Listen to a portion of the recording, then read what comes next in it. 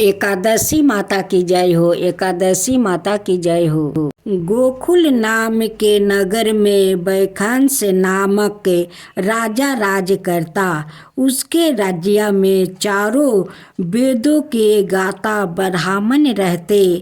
वो राजा अपनी प्रजा का पुत्रवत पालन करता। एक बार रात्रि में राजा ने एक सपना देखा कि उसके पिता नरक में है। उसे बड़ा आश्चर्य हुआ। प्रात वो विद्वान ब्राह्मणों के पास गया और अपना सपना सुनाया। कहा, मैंने अपने पिता को नरक में कष्ट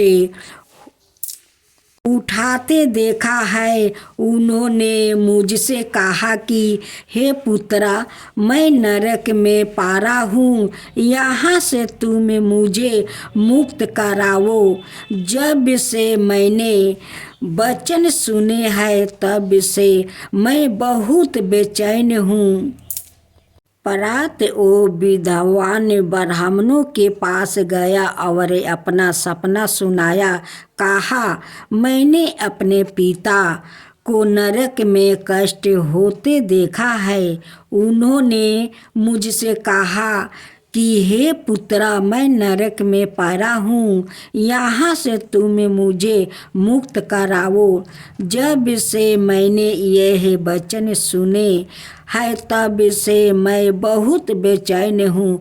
चिंतित में बड़ी अशांति हो रही है। मुझे इस राज्य, धन, पुत्र, स्त्री, हाथी, घोड़ा आदि में कुछ भी सुख प्रतीत नहीं होता। क्या करूं? राजा ने कहा, हे ब्राह्मण देवताओं, इस दुख के कारण मेरा सारा शरीर जल रहा है। अब आप कृपा करके कोई तप, दान, व्रत आदि ऐसा उपाय बताइए जिससे मेरा पिता को मुक्ति मिल जाए। उस पुत्र का जीवन व्यर्थ है जो अपने माता पिता का उद्धार ना कर सके। एक उत्तम पुत्र जो अपने माता पिता का, पूर्वजों का उद्धार करता है, वो हजारों मूर्ख पुत्र से अच्छा है। जैसे एक चंद्रमा सारे जगत में प्रकाश कर देता है, परंतु हजारों तारे नहीं कर सकते। ब्राह्मणों ने कहा, हे राजन, यहाँ पास ही भूत, भविष्य, वर्तमान के गाता पर्वत ऋषि का आश्रम है। आपकी समस्या का हल वो जरूर करेंगे। ऐसा सुनकर राजा मुनि के आश्रम पर गया। उस आश्रम में अनेक शांत चिंत योगी और मुनि तपस्या कर रहे थे। उसी जगह पर्वत मुनि बैठे थे। राजा ने मुनि को साष्टांग दंडवत किया। मुनि ने राजा से पंगो गोपंग कुशल पूछी। राजा ने कहा कि महाराज, आपकी कृपा से मेरे राज्य में सब कुशल है, लेकिन अकस्मात मेरे चिंतित में अत्यंत अशांति होने लगी है। ऐसा सुनकर पर्वत मुनि ने आंखों बंद की और भूत विचारने लगे। फिर बोले, हे राजन, मैंने योग के बल से तुम्हारे पिता के कुकर्मों को जान लिया है। उन्होंने पूर्व जन्म में कामातुर होकर एक पत्नी को रति दी, किंतु सवत के कहने पर दूसरे पत्नी को ऋतु दान मांगने पर भी नहीं दिया। उसी पाप कर्म के कारण तुम्हारे पिता को नरक में जाना पड़ा। तब राजा ने कहा, इसका कोई उपाय बताइए मुनि।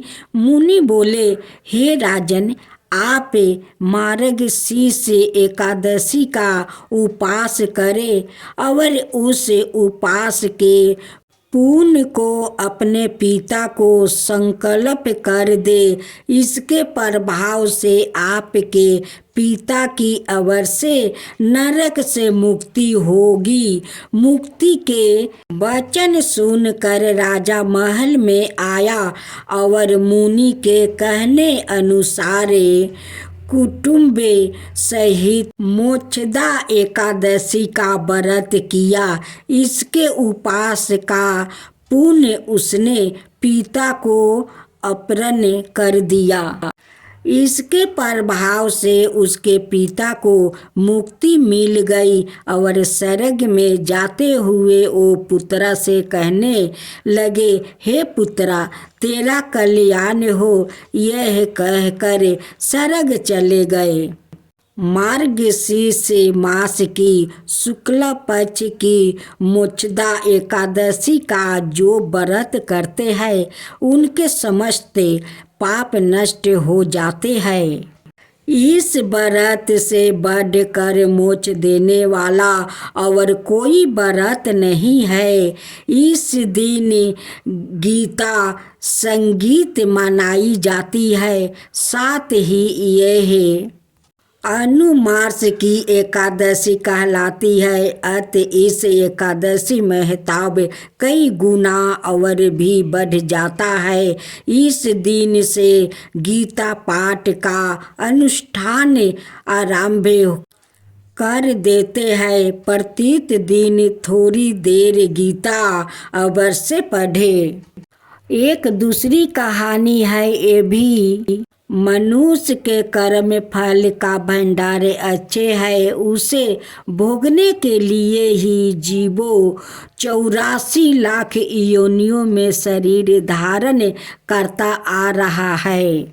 आज जो इंद्र है वो अपने पहले के जन्मों में कभी कीड़ा हो सकते हैं। पहले का कीट आज अपने सत्य कर्मों से इंद्र बन सकता है। कर्मों की गति जानने में देवता भी समर्थ नहीं है। मानव की तो बात ही क्या है। इसलिए कहा गया है, कर्मों की गति बड़ी गहन और अन्यारी होती है। कर्म फल के विलक्षण प्रभाव को दिखलाता राजा बलि का जीवन।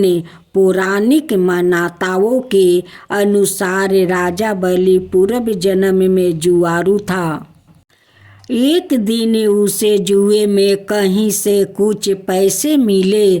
उन पैसों से उन्होंने अपनी प्रियतमा बेशा के लिए एक सुंदर माला इत चंदन खरीदा और कामातुर होकर उसे मिलने के लिए जल्दी जल्दी जा रहा था।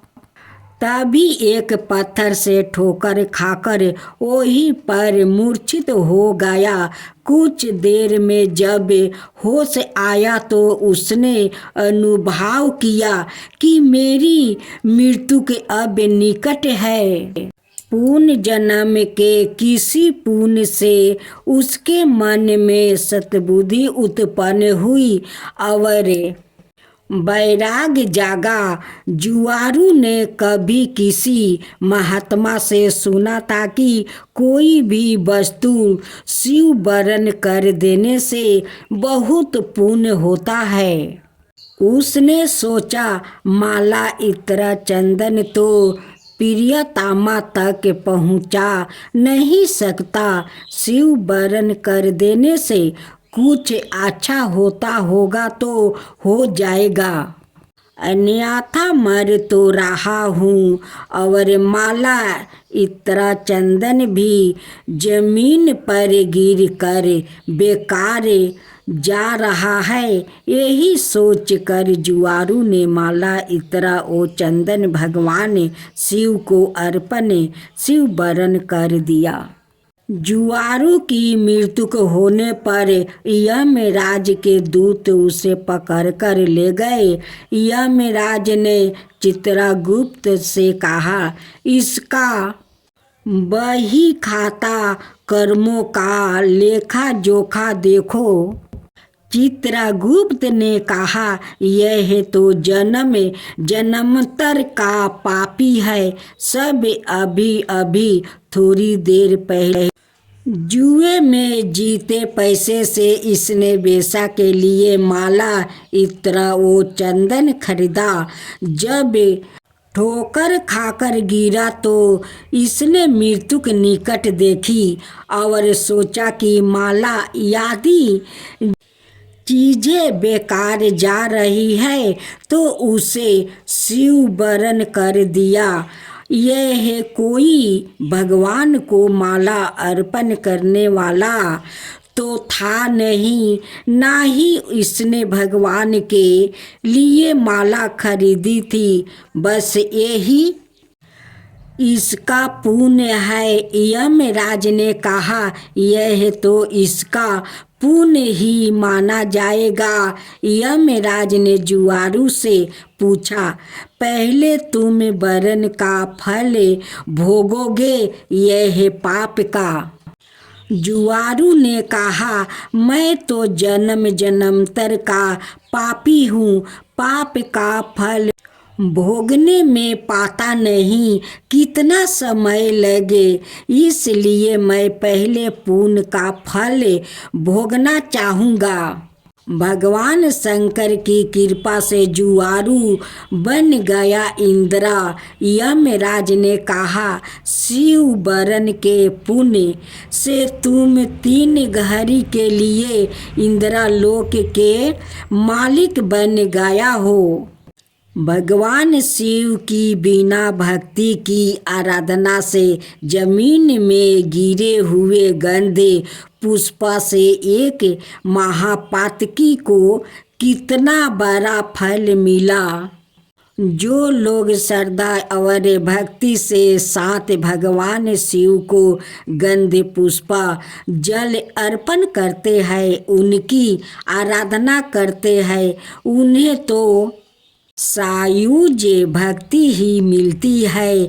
उसी समय देव गुरु बृहस्पति आए और जुआरू को ऐरावत हाथी की पीठ पर बैठाकर इंद्रलोक ले गए। जुआरू जब इंद्रासन पर बैठा, आप सारों नृत्य करने लगे, गंधर्व गान करने लगे। उन गंधर्वों में नारद जी भी थे। यह देख कर उन्होंने हंसी आ गई। जुआरू ने कहा, इंद्र के दरबार में बेअदबी बताओ, क्यों हंसते हो? नारद जी ने कहा, जुआरू तू जीवन पर्यंत जुआ खेलते रहा, तूने यही सोचा कि शिव वरण करने से कुछ होता होगा तो हो जाएगा, ना होगा तो मर तो रहा हूँ, और माला इत्र आदि भी बेकार ही जा रहा है। आज इसका परिणाम यह हुआ कि तुम 3 घड़ी के लिए ही सही इंद्रलोक के स्वामी बन गए, इसलिए मुझे हंसी आ रही है। जुआरू द्वारा इंद्रलोक का दान। नारद जी की बात सुनकर जुआरू के ज्ञानचक्षु खुल गए। ज्ञान की चिंगारी जब पाप के इंद्र पर गिरती है तो पाप जलते हैं। जुआरू सिंहासन से उतरा और नारद जी से कहा, गुरुदेव, अब भगवान शंकर के अलावा कोई शरण नहीं है। हम सारे इंद्रासन पर ही तुलसी राख देते हैं। अर्थात शिव के समान देव नहीं है, शिव के समान गति नहीं है, शिव के समान दाता नहीं है, शिव के समान योद्ध वीर नहीं है। इतना कहकर जुआरू ने स्वर्ग की निधियों का तिरिस्तियों को दान करना शुरू कर दिया। उसने एरावत हाथी अगस्त जी को ऊंचे शरबा नाम का घोड़ा, विश्वामित्रा को कामधेनु गाये, महर्षि वशिष्ठ जी को चिंतमणि रतन, गलभ जी को अवर कल्प वृक्ष, कुंडियन मुनि को दे दिया भगवान शंकर को प्रसन्न करने के लिए। जुआरू ने कुछ ही देर में सारा इंद्रलोक दान कर दिया। तभी 3 घड़ी बीत गई। वो फिर यमलोक को पहुंच गया।